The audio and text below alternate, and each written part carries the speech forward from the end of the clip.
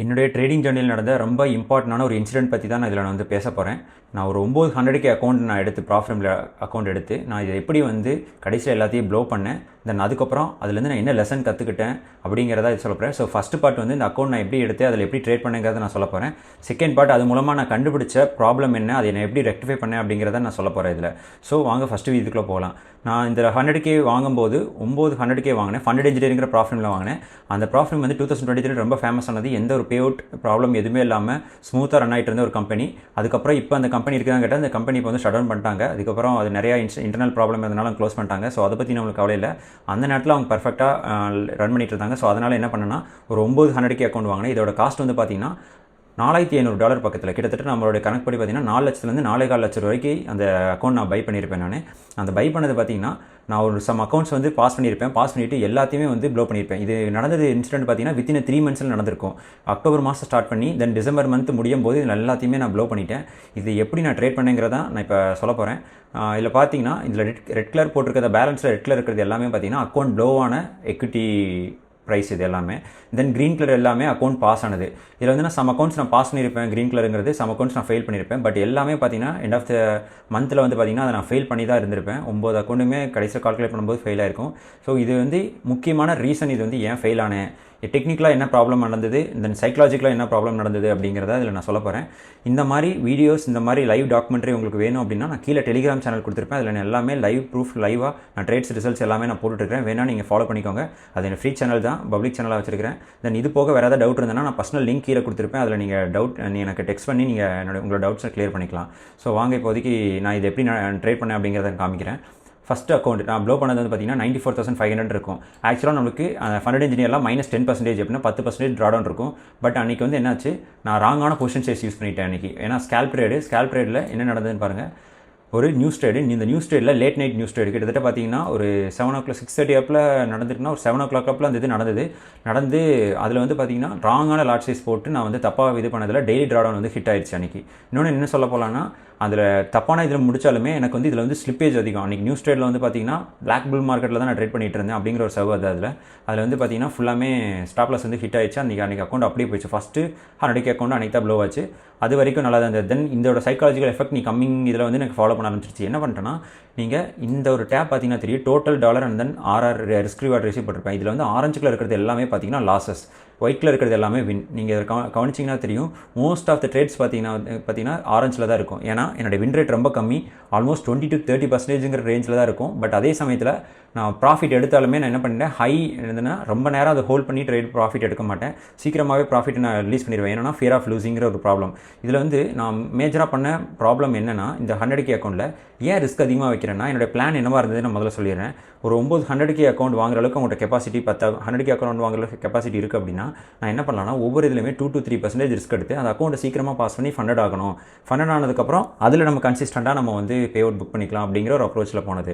But ப்ராப்ளமே என்னென்னா, நீங்கள் ஒவ்வொரு அக்கௌண்ட்டுமே நீங்கள் அப்படி அப்ரோச் பண்ணும்போது, ஏன்னா சேலஞ்ச் அக்கௌண்ட் நீங்கள் சீரியஸ் இல்லாமல் ஹை ரிஸ்க் வச்சு ட்ரேட் பண்ணும்போது என்ன பண்ணுவாங்கன்னா, அதே ஹேபிட் தான் நீங்கள் லைவ் அக்கௌண்ட் பண்ணாலுமே ரிஃப்ளெக்ட் ஆகும். ஸோ டிசிப்ளின் வந்து சேலஞ்ச் அக்கௌண்ட்டில் ஒரு மாதிரியும் லைவ் அக்கௌண்ட்டில் ஒரு மாதிரி இருக்காது. எங்கே போனாலும் ட்ரேடிங் டிசிப்ளினுங்கிறது ஒரே மாதிரி தான் இருக்க போகுது, செல்ஃப் கண்ட்ரோலுங்கிறது ஒரே மாதிரி தான் இருக்க போகுது. உங்களுக்கு இதில் செல்ஃப் கண்ட்ரோல், லைஃப்பில் செல்ஃப் கண்ட்ரோல் இல்லாட்டி ட்ரேடிங்கில் செல்ஃப் கண்ட்ரோல் இருக்காது. இந்த மாதிரி தான் எல்லாமே மியூச்சுவலி கோரிலேட்டடாக தான் இருக்கும் எல்லாமே. இதை நீங்கள் அண்டர்ஸ்டாண்ட் பண்ணிக்கிட்டிங்கன்னா ட்ரேடிங் உங்களுக்கு நல்லா போகும். தென் செகண்ட் அக்கௌண்ட் பார்த்தீங்கன்னா இதுதான், இந்த இதை எடுத்திருப்பேன். அதில் நிறைய லாசஸ் போக இந்த இதை எடுத்திருப்பேன். இது பார்த்தீங்கன்னா ஃபுல்லாக ரிவெஞ்ச் ட்ரேடிங். அன்றைக்கி நான் பயஸை வந்து தப்பாக ப்ரெடிக்ட் பண்ணிட்டேன். அந்த பயஸ் தப்பாக ப்ரெடிக்ட் பண்ணது இல்லாமல் நான் திரும்ப ட்ரேடு வந்து மல்டிபிள் என்ட்ரிஸ் எடுத்து நான் என்ன பண்ணிட்டேன், அன்றைக்கே வந்து அந்த அக்கௌண்ட்டை ப்ளோ பண்ணி மேக்ஸிமம் ட்ராடவுன் வந்து ரீச் பண்ணி மொத்தமாக அக்கௌண்ட் ப்ளோ பண்ணிட்டேன். இதுக்கான ரீசன் என்னவாக இருக்குன்னு பார்த்தீங்கன்னா, அன்றைக்கி ரிவெஞ்ச் ட்ரேடிங் தான், ஓவர் ட்ரேடிங். லாஸை வந்து அக்செப்ட் பண்ணல. ஏன்னா இங்கே வந்து பயஸ் வந்து நம்மளுக்கு வந்து தப்பாக இருந்தது. தப்பாக இருக்கும்போது என்ன பண்ணிடணும், நான் ஓகே அக்செப்ட் பண்ணிவிட்டு நம்ம வெளியே வந்துடணும். அன்றைக்கி என்னன்னா, சீக்கிரமாக அந்த ட்ராடவுன்லேருந்து வெளியே வரணும்னு சொல்லிட்டு திரும்பியும் கிக் பேக் பண்ணி அப்படின்னா ரிஸ்க் அதிகப்படுத்தி திரும்ப ட்ரேட் பண்ணதில் அன்றைக்கி செகண்ட் அக்கௌண்ட் ப்ளோ ஆகுது. தென் தேர்ட் அக்கௌண்ட் வந்து இதுதான். தேர்ட் அக்கௌண்ட் ஆக்சுவலாக மேக்ஸிமம் ட்ராடவுனே இதாகலை. அன்றைக்கி ஒரே நாளில் $6,000 வந்து அன்றைக்கி லாஸ் ஆகுது. $6,000 போது யோசிச்சிருக்கணும், $5,000 தான் நம்மளுக்கு மேக்ஸிமம் ட்ராடவுனே ஒரு நாளைக்கு. பட் அன்றைக்கி $6,000 போகுது. அந்த ட்ரேட் எப்படி இருக்குன்னு பாருங்கள். இதுதான் அந்த ட்ரேடு. இதில் வந்து என்ன ஆகுதுன்னா, நான் இதில் வந்து பாஸ் பண்ண மாதிரி போட்டிருப்பேன். பட் ஆக்சுவலி இது என்னென்னா, இதுக்கப்புறம் ஒரு நியூஸ் ட்ரேட் வந்து அந்த இது வந்து ஃபுல்லாமே ஹிட் ஆகி ஃபெயில் ஆகிருக்கும். ஸோ அதனால தான் இது வந்து $6,000 இருப்பேன். இதில் இன்னொன்று என்ன ப்ராப்ளம்னா, இது ஹையான ஒரு ரிஸ்கில் எடுத்தது. இந்த இடத்துல பார்த்தீங்கன்னா 0.75 தான் இதில் வந்து லாஸுங்கிற மாதிரி போட்டிருப்பேன் நான். ஆனால் நீங்கள் கவனிச்சு பார்த்தீங்கன்னா தெரியும், ஒரு 4% ரிஸ்க் எடுத்தால் மட்டும் தான் -0 என்ன பிரேக் ஈவனில் க்ளோஸ் பண்ண மாதிரி நான் இதில் வந்து காமிச்சிருப்பேன். ஆனால் ஆக்சுவலாக பார்த்தீங்கன்னா அன்றைக்கி வந்து $6,000 மைனஸ், அதனால் டெய்லி ட்ராடவுன் ஹிட் ஆகி அன்றைக்கி அந்த அக்கௌண்ட் எனக்கு ப்ளோ ஆகுது. ஸோ 3 அக்கௌண்ட் ப்ளோ ஆயிடுச்சு. தென் 4th அக்கௌண்ட் வந்து நான் பாஸ் பண்ணிட்டேன். அன்றைக்கி என்னன்னா கொஞ்சம் மைண்டை ரீசெட் பண்ணிவிட்டு கொஞ்சம் கிளியராக உட்காந்து தென் அதோட மைண்ட் ரீசெட் பண்ணதுங்கிறதோட மார்க்கெட் கண்டிஷன் வந்து எனக்கு ப்ராப்பராக சப்போர்ட் பண்ணியிருக்கும். இதில் இன்னொன்று என்ன மிஸ்டேக் பண்ணேன்னு பார்த்தீங்கன்னா, என்னோட டேரக்ஷனில் போனாலுமே திரும்பவும் நான் வந்து ரிஸ்க்கு கம்மி பண்ணாமல் ஹை லெவரேஜ் ஹை ரிஸ்க்லேயே தான் வச்சு நான் ட்ரேட் எடுத்துருக்கேன். எப்படின்னா ஒரு 2 hour நகர்ந்தாலே எனக்கு வந்து மொத்த அக்கௌண்ட்டுமே பாஸ் பண்ணுற மாதிரி தான் நான் வச்சு ட்ரேட் பண்ணிட்டு இருந்திருப்பேன். கிட்டத்தட்ட பார்த்தீங்கன்னா $4,000 இங்கே ஒரு $4,000 $6,000. ஸோ ஒரு 100K அக்கௌண்ட்டில் $6,000 நீங்கள் ஒரு ட்ரேடில் புக் பண்ணுறீங்க அப்படின்னா கிட்டத்தட்ட 2% ரிஸ்க் வச்சு 1:3 எடுத்தால் மட்டும் தான் 6% இங்கே கெயின் பண்ண முடியும். ஸோ அந்த மாதிரி எடுத்து தான் இது என்னன்னா டபுள் சைடு ஸ்வாட் என்ன சொல்கிறது ரிஸ்க்குங்கிற மாதிரி தான். அந்த ஸ்வாடில் 2 பக்கமும் நீங்கள் கத்தி முனை ஷார்ப்பாக இருக்க மாதிரி தான் இந்த ட்ரேடு. ஒன்றும் போச்சுன்னா கரெக்டாக போகும், இல்லை போகாட்டி எல்லாமே ராங்காக போயிடும், அக்கௌண்ட் ப்ளோ ஆயிரும். அப்படி தான் நடந்தது. செகண்ட் ஃபேஸ் பாஸ் பண்ணுறது வந்து பார்த்தீங்கன்னா அதுவுமே இதே மாதிரி தான் சின்ன ட்ரேடாக தான் இருக்கும். பட் அதில் நான் வந்து மல்டிபிள் ரிஸ்க் எப்படின்னா 3 ட்ரேடு எடுத்து 3 ட்ரேடில் நான் ரிஸ்க் ஆட் ஆன் பண்ணி எடுத்ததுனால அன்றைக்கி எல்லாமே பாஸ் பண்ணிட்டேன்.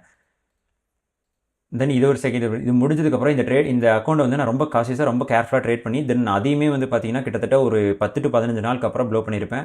நிறையா லூசிங் ஸ்ட்ரீக் அதில் வந்து நடுவில் இருந்தது. இதில் என்ட்ரி இதெல்லாம் போடவே இல்லை எக்யூட்டி கர்வ்லாம். ஏன்னா அதுக்கெலாம் எனக்கு டைமே இல்லை. எந்த அளவுக்கு நான் சீக்கிரமாக பாஸ் பண்ண முடியுமோங்கிற ஒரு அர்ஜென்ட்லேயும் இருந்தனால என்னால் வந்து ஒரு கன்சிஸ்டண்ட்டாக என்னால் ஜேர்னல் அதில் பண்ண முடியல. அங்கே தான் மிஸ்டேக் பண்ண ஆரம்பிச்சது. ஏன்னா என்ன மிஸ்டேக் பண்ணுறோம், அதை ரீவேல்யூவேட் பண்ணணுமா அப்படிங்கிறது எதுவுமே பார்க்கல நான். இந்த ட்ரேடு பார்த்தீங்கன்னா தெரியும். ஆக்சுவலாக இந்த இடத்துல இங்கேயே ஒரு ட்ரேட் லாஸ். நான் என்ன பண்ணிட்டேன், திரும்ப ரிவெஞ்ச் பண்ணியிருக்கீங்க. திரும்ப இந்த இடத்துல வந்து ஒரு கன்ஃபர்மேஷன் ஒன்றுமே இல்லாமல் வெறும் 1 hour இப்படின்னா நான் 15 minutesல பார்த்தாலுமே ஒரு கன்ஃபர்மேஷன் இருக்காது. ஏன்னா பயஸ் பொறுத்த வரைக்கும் இது புல்லிஷாக இருக்குது, எந்த ஆர்டர் ஃப்ளோ எதுவுமே ஷிஃப்ட் ஆகவே இல்லை. ஸோ இங்கேயே லாக் ஆகிட்டேன். நான் எக்ஸ்பெக்ட் பண்ணது என்னன்னா இந்த ஈக்குவல் லோஸ் இதெல்லாமே போகும் அப்படின்ற மாதிரி எக்ஸ்பெக்ட் பண்ணி ஷார்ட் பண்ணியிருந்தேன். பட் நத்திங் ஹேப்பன், எல்லாமே ஃபெயில் ஆயிடுச்சு. ஸோ அங்கே ஒரு அக்கௌண்ட் ப்ளோ ஆயிடுச்சு. தென் 5th அக்கௌண்ட் வந்து இது.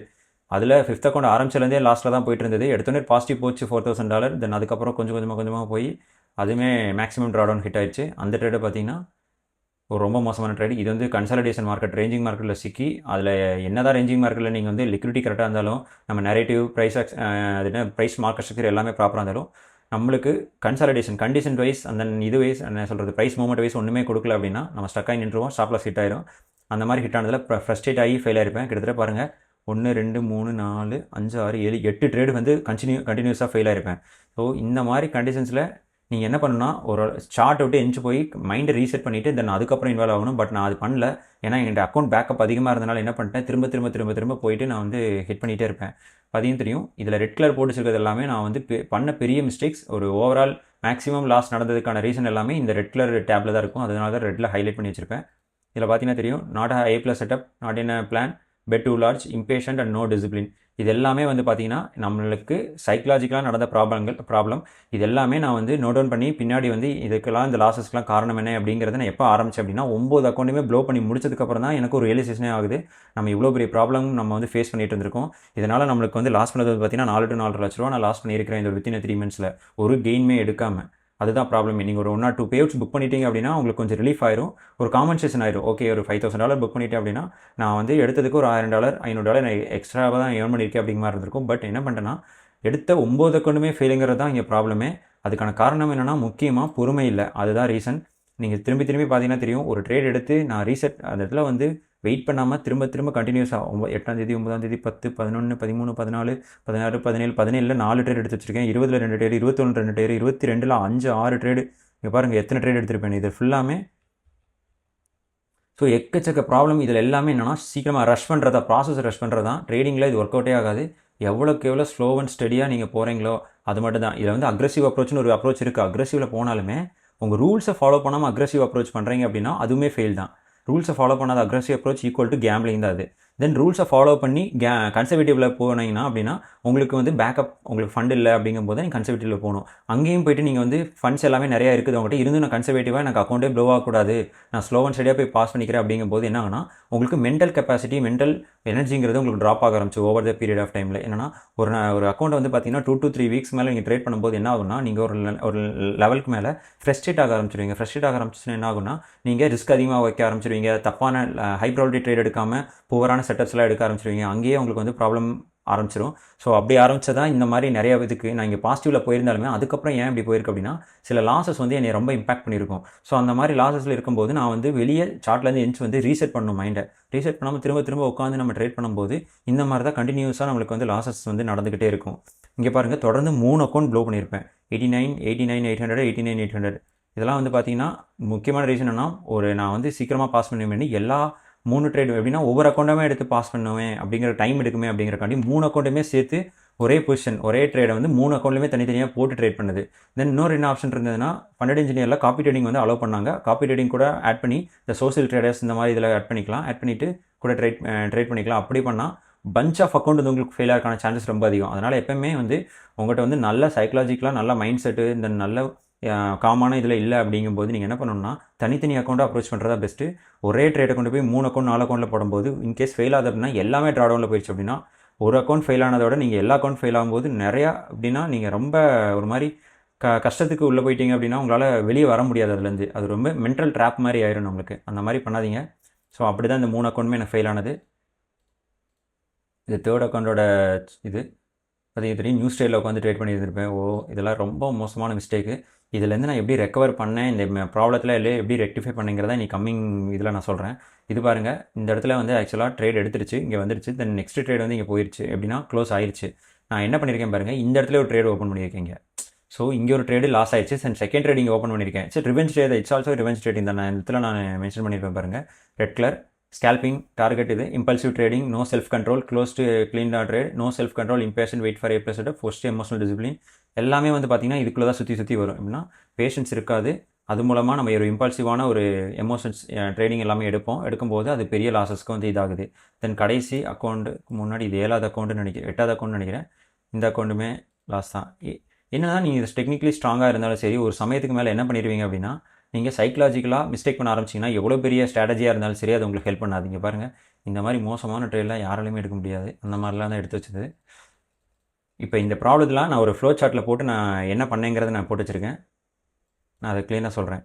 ஸோ என்னுடைய சைக்கலாஜிக்கல் ப்ராப்ளம் என்னவாக இருந்தது அப்படின்னா மெயினான ரீசன் வந்து பார்த்திங்கன்னா க்ரீடாக தான் இருந்தது. க்ரீட்னா நான் ஃபியர் கம்பேர் பண்ணும்போது க்ரீட் அதிகம். எனக்கு வந்து பயம் அப்போ அதிகமாக இருந்ததில்ல, க்ரீட். ஏன்னா என்னோட ஃபண்ட்ஸ் அதிகமாக இருக்குது, அக்கௌண்ட் அதிகமாக இருக்குது, நான் சீக்கிரமாக பாஸ் பண்ணணும், சீக்கிரமாக இதை வந்து ஃபண்டட் ஆகணும் அப்படிங்கிற ஒரு க்ரீடு, நான் சீக்கிரமாக போகணுங்கிறது. ஸோ ரஷ் பண்ணுறது ப்ராசஸ் ஃபஸ்ட் ஒன்.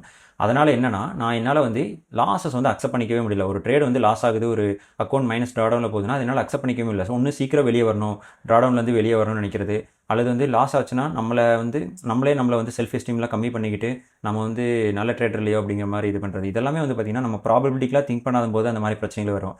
இந்த வீடியோ நான் வந்து இது ரெக்கார்ட் பண்ணதுக்கான முக்கியமான ரீசன் வந்து பார்த்திங்கன்னா சைக்கலாஜிக்கல் இதுதான். இந்த இதை வந்து டீச் பண்ணணும் தான் நான் வந்து இதை சொன்னதே. ஏன்னா இதை நீங்கள் யாருமே ஸ்டடி பண்ண மாட்டீங்க. நான் இதை ஸ்டடி பண்ணதுக்கான ரீசன் என்னன்னா நான் லாஸ் பண்ண அமௌண்ட் அதிகம். அதனால் வந்து நான் ஸ்டடி பண்ணி இதில் வந்து நான் இதில் இந்த ப்ராப்ளத்தை நான் ரெக்டிஃபை பண்ணால் தான் அடுத்து நான் அக்கௌண்ட் அப்ரோச் பண்ணும்போது இதே ப்ராப்ளத்தை ரிப்பீட் பண்ணாமல் இருக்க முடியும். இதை ரியலைஸ் பண்ணுறக்கே எனக்கு 1.5 years ஆச்சு. ஸோ இந்த மாதிரி நீங்கள் பெரிய அக்கௌண்ட்டில் நீங்கள் அப்ரோச் பண்ண போகிறீங்க அப்படிங்கும்போது சைக்கலாஜிக்கலாக ரொம்ப ஸ்ட்ராங்காக ரொம்ப க்ளீனான மைண்ட் செட்டோட காமாக கூலாக இருந்தால் மட்டும்தான் நம்மளால் வந்து அதில் கன்சிஸ்டண்ட்டாக பே அவுட் எடுக்க முடியும், ப்ராஃபிட் வின் பண்ண முடியும். அதர்வைஸ் நீங்கள் வந்து நினைக்கிற மாதிரி கிடையாது. ஒரு ஜஸ்ட் ஹோப்பில் தான் இருப்பீங்களே தவிர அந்த ஹோப் வந்து உண்மையாலுமே ஆக்ஷனில் இருக்காது. ஆக்ஷனாக நீங்கள் வந்து பே அவுட் எடுக்க முடியாது. அதனால தான் அது என்னால் அக்செப்ட் பண்ண முடியல. அப்படிங்கும்போது losses makes me uncomfortable, feel shameful, don't want to miss the move. இது ஒரு பிரச்சனை. என்னென்னா உங்களுக்கு என்ன மூவ் நடக்குது, லிக்விடிட்டி எங்கே இருக்குதுன்னு தெரிஞ்சதுக்கப்புறம் நான் என்ன பண்ணிடுறேன்னா ஆக்சுவலாக உங்களுக்கு கன்ஃபர்மேஷன் கொடுக்குறதுக்கு முன்னாடி என்ட்ரி எடுக்கும்போது என்னென்னா உங்களுக்கு ஸ்டாப் லாஸ் உங்களுக்கு ட்ரிகர் ஆயிரும். ட்ரிகர் ஆன என்ன பண்ணுவீங்க, திரும்ப அந்த மூவ் பிடிக்கணும்னு சொல்லி திரும்பி ரிவெஞ்ச் ட்ரேடிங் பண்ண ஆரம்பிப்பீங்க. ஸோ அங்கே தான் ப்ராப்ளம் ஆகிருக்குது. இங்கே என்னென்னா காண்ட் அக்செப்ட் பீங்கிறாங்க. இது வந்து ஒரு ஈகோ ப்ராப்ளம். எப்படின்னா எப்போயுமே நம்ம வந்து வின் பண்ணணும், க்ரீன்லேயே நம்மளுக்கு இருக்கணும், நான் எப்போயுமே ட்ரேட் வந்து வின் ஆகணும், நம்ம பயஸ் எடுத்து எல்லாமே கரெக்ட் ஆகணும் அப்படிங்கிற ஒரு மைண்ட் செட் இருக்குது. இதுவுமே வந்து பார்த்திங்கன்னா பெரிய டேஞ்சரான ஒரு பிரச்சனை நம்மளுடைய ட்ரேடிங்கில் கெரியரில் சொல்கிறேன். இதெல்லாமே கடைசியில் என்ன ஆகுது அப்படின்னா ego trading, over trading, revenge trading பண்ணுறதுக்கு தூண்டுது. ஸோ இதோட ரூட் ப்ராப்ளம் என்னென்னு நான் பார்க்கும்போது தான் என்ன தெரிஞ்சதுன்னா எனக்கு பொறுமை இல்லை சுத்தமாக. இதுதான் என்னுடைய முக்கியமான ப்ராப்ளமாக இருந்தது. பொறுமை நம்மகிட்ட இல்லை அப்படிங்கிறது. பொறுமை இல்லை, சீக்கிரமாக மணி மேக் பண்ணும் அப்படிங்கிற ஒரு பிரச்சனையில் இருந்தேன். தென் இதில் வந்து பேஷண்ட் இல்லைங்கும் போது நம்ம என்ன பண்ணுறோம், நம்மளுடைய ஃபினான்ஷியல் ப்ராப்ளம், நம்மளுடைய லைஃப்பில் இருக்க ஃபினான்ஷியல் ப்ராப்ளத்தை எல்லாமே நம்மளுக்கு கடனும், நம்ம வந்து இத்தனை மணி மேக் பண்ணணும், இது வாங்கணும், அது வாங்கணுன்ற எல்லா விஷயத்தையுமே நம்ம எதில் வந்து கொண்டு விடுவோம்னா ட்ரேடிங்கில் வந்து கொடுத்துருவோம். ட்ரேடிங்கில் வந்து ப்ரெஷரை கொடுத்துருவோம். அந்த ட்ரேடிங் கொடுக்கும்போது என்ன பண்ணுவோம்னா நம்மளால் வந்து ப்ராப்பராக அதில் வந்து மணி மேக் பண்ணுறக்கு இது பண்ணுறக்கோ பொறுமை இருக்காது. ஏன்னா இது வந்து யார் வந்து பொறுமையாக இருக்காங்களோ அவங்க கையில் தான் மணி போய் சேரும்போது, யார் ரஷ் பண்ணுறாங்களோ அவங்ககிட்ட அதை எடுத்துகிட்டு போயிடுவது. இது வந்து நீங்கள் இனிஷியலாக நீங்கள் ஒரு $5,000 $10,000 100K அக்கௌண்ட்டில் எடுக்க முடிஞ்சாலுமே லேட்டராக நீங்கள் எல்லாத்தையுமே மார்க்கெட்டுக்கே கொடுத்துருவீங்க. இது பார்த்தீங்கன்னா ஒரு ஜீரோ சம் கேம் மாதிரி தான். ஒருத்தவங்க எடுக்கிறாங்கன்னா ஒருத்தவங்க லாஸ் பண்ணுறாங்கிறது அந்த கேமே ஆக்சுவலாக. ஆனால் இதில் யார் எடுக்கிறாங்கன்னு பார்த்தா ரொம்ப பொறுமையாக காத்துக்கிட்டு இருக்கிறவங்களுக்கு தான் எடுக்க முடியும். ஆனால் அங்கே வந்து உங்களுக்கு பேஷன்ஸ் இல்லை, இம்பேஷண்டாக இருக்கும்போது கண்டிப்பாக அது ஒர்க் அவுட் ஆகாது. இதுக்கான சொல்யூஷன் என்னென்ன அப்படின்னா, அதுக்கு நான் ஃபஸ்ட்டு சொல்யூஷன் ஃபாலோ பண்ணால் 30 டே கோல். எப்படின்னா, நான் எனக்கு ஒரு ட்ரேடிங் பிளான் ஒரு செட்டப் இருந்தது அப்படின்னா, அது 30 நாள் அது வந்து கன்சிஸ்டண்ட்டாக எனக்கு லாஸோ வின்னோ நான் அது வந்து ஒரு ட்ரேட்னா ஒரு ட்ரேடு, ஒரு பர்சன்டேஜ் ரிஸ்க்னா ஒரு பர்சன்டேஜ் ரிஸ்க், அதை வந்து 30 டே வந்து நீங்கள் கன்சிஸ்டண்ட்டாக நீங்கள் அப்ளை பண்ணணும். அப்படி அப்ளை பண்ணிங்க அப்படின்னா உங்களுக்கு அந்த டிசிப்ளினுங்கிறது அது ரொம்ப ஹார்டாக இருக்கும் டிசிப்ளினுங்கிறது ஃபாலோ பண்ணுறதுக்கு. பட் நீங்கள் ஒன்ஸ் அது பண்ணிங்க அப்படின்னா அது ஒரு ஹேபிச்சுவலாக மாறிடும். அது ஒன்று. தென் ரெண்டாவது வந்து split trading and money goals. First விஷயங்கள் வந்து ட்ரேடிங் வந்து ஒரு skill building mode of skill ஃபோக்கஸ்டாக நம்ம வந்து அப்ரோச் பண்ணணும் ஃபஸ்ட்டு 2 to 3 இயர்ஸ்க்கு. தென் அந்த சமயத்தில் வந்து பார்த்திங்கன்னா மணி வந்து பார்த்திங்கன்னா செப்பரேட் ஜாபில் இருந்தோ சைடு ஹசில் பிஸ்னஸ் இந்த மாதிரி வேறு விஷயத்துலேருந்து நம்ம ஏர்ன் பண்ணுற மாதிரி பார்த்துக்கணும். நம்மளுடைய ஃபுல் டிபெண்டன்சி ட்ரேடிங்கில் இருந்தது அப்படின்னா அங்கே தான் ப்ரெஷர் வந்து கிரியேட் ஆகும். அங்கே தான் impatience, pressure to make money. ஏன்னா நான் இந்த இடத்துல ஒரு 4.5 lakhs நான் போட்டிருக்கேன் அப்படின்னா நான் என்ன பண்ணுவேன்னா ரிட்டன் நான் வந்து அதில் 4.5 lakhsக்கு நான் வந்து ஒரு 15 lakhs 20 lakhs எடுக்கிறதுக்கு நான் ட்ரை பண்ணுறேங்க போது எனக்கு ப்ரெஷர் அதிகமாகிடுதாங்க. அங்கே அப்படி இல்லாமல் நம்ம அது ஒரு கேமாக அப்ரோச் பண்ணணும். எப்படி கேமை அப்ரோச் பண்ணணும் அப்படின்னா எமோஷனலாக இருக்கக்கூடாது. நம்ம ஃபுல்லாமே ஒரு லாஜிக்கலாக ஒரு மெக்கானிக்கல் அப்ரோச்சோட நம்ம அப்ரோச் பண்ணும்போது அந்த ப்ராப்ளம் இருக்காது. தென் அப்புறம்னா லைஃப்பில் வந்து ரொம்ப அர்ஜென்ட் இருக்குது. அதான் சொன்னேன், இங்கே இருக்கிற ப்ராப்ளம் தான். லைஃப்பில் அர்ஜென்ட் இருக்கிறது ட்ரேடிங் வந்து சீக்கிரமாக சக்ஸஸ் பண்ணணும், சீக்கிரமாக மணி மேக் பண்ணுறவங்களுக்கு வந்து பார்த்திங்கன்னா இது சூட்டே ஆகாது. இது தலைகளாக கேமு. இது என்னென்னா trading is a delayed reward game. அதான் இங்கே போட்டிருப்பேன் நான். Then that creates a mental war inside you. ஏன்னா இந்த மோஸ்ட்லி இந்த சைக்காலஜிக்கல் வீடியோஸ், சைக்காலஜிக்கல் சம்மந்தப்பட்டது யாருமே பார்க்க மாட்டாங்க. நீங்கள் ஒன்ஸ் உட்காந்து இது நீங்கள் பார்த்துட்டு இருக்கிறீங்க அப்படின்னா நீங்கள் இதை கண்டிப்பாக நீங்களும் உங்களை ட்ரேடிங் கரியர், ட்ரேடிங் ஜேர்னியில் வந்து பயங்கரமாக ஸ்ட்ரகிள் ஆகிட்டு நிறைய லாஸ் பண்ணிட்டு வந்தவங்களாக தான் இருப்பீங்க.